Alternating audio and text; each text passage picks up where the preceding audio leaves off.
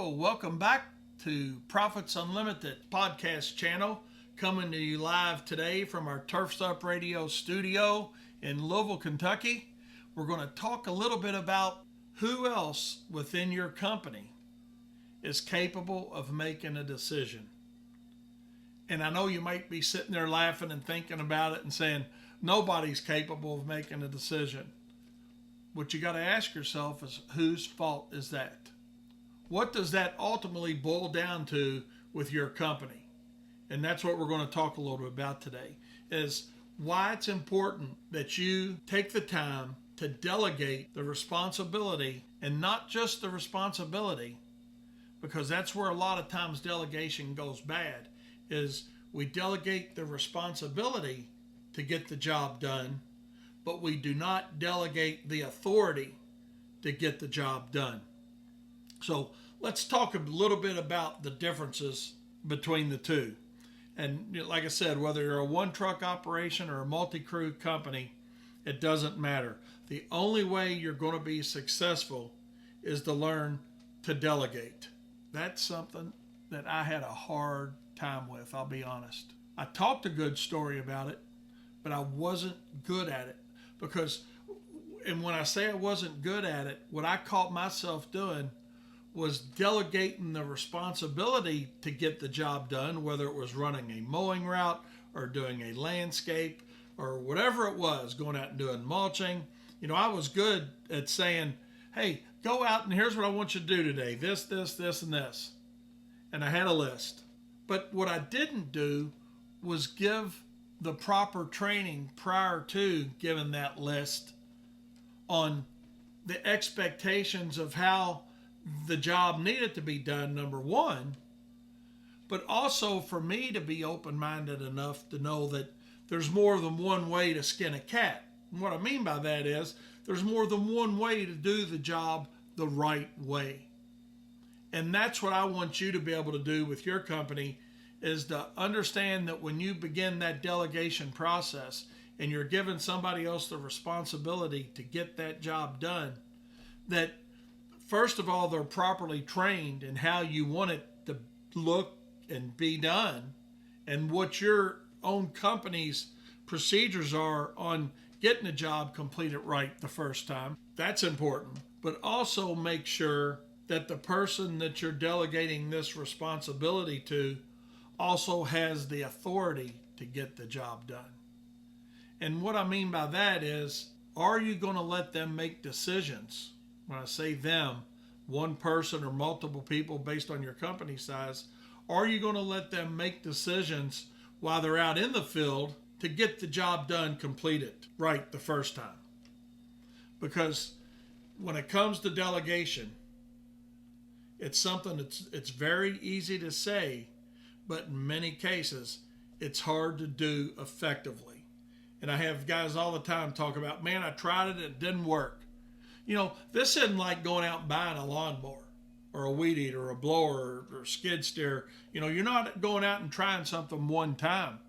This is a process that you've got to make sure that you've properly trained the person that you're going to put in charge, if that's the word we want to use, of getting the job done properly.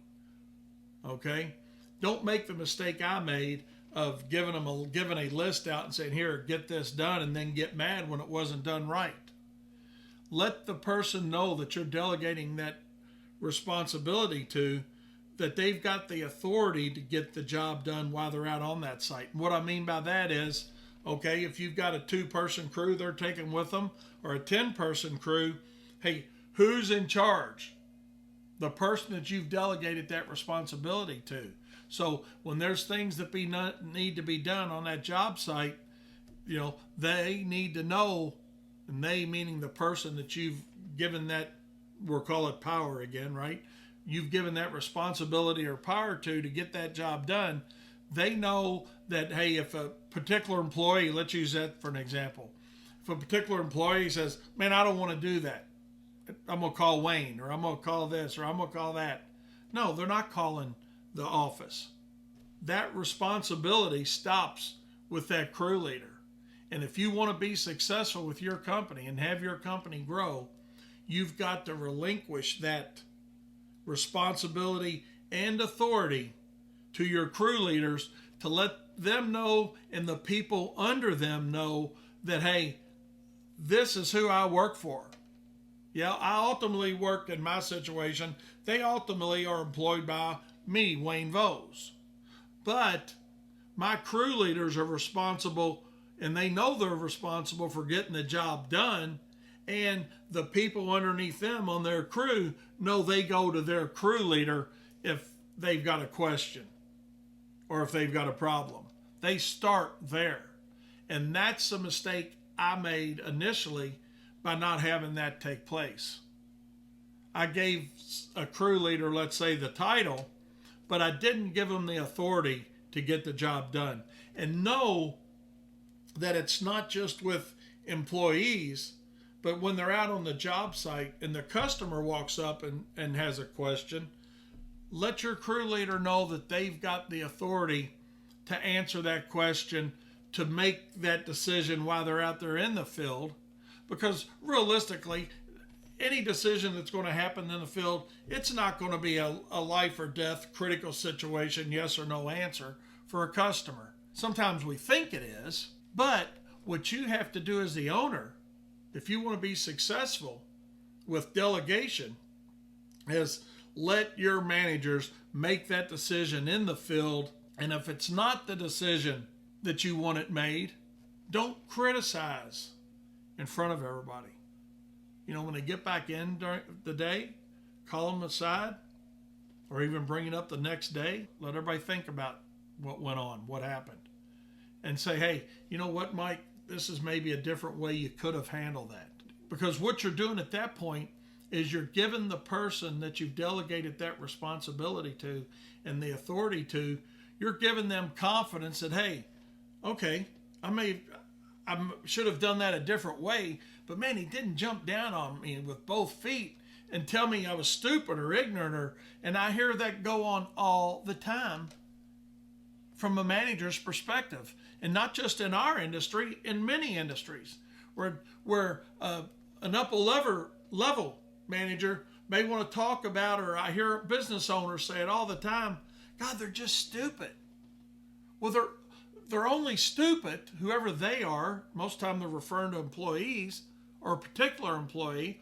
They're only stupid because the expectation level hasn't been set proper by you, and it hasn't been trained effectively by you. And then when you turn that authority over to somebody, guess what? The whole process doesn't take place right. So just remember, if you keep it simple, it works. Number one, when it comes to delegation, delegate the responsibility. Delegate the authority along with it to get the job done.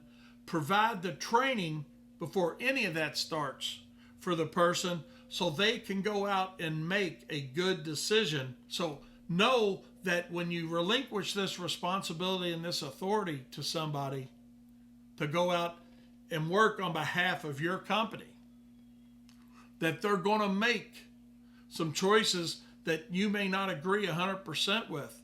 But you know what? If it's not critical to the success and profitability of the company and the job got done okay and the customer's happy and the profitability is good, that's okay. And this process isn't going to happen overnight. It's not going to be a one-day process or a 1 week or a 1 month process. Let it work for you.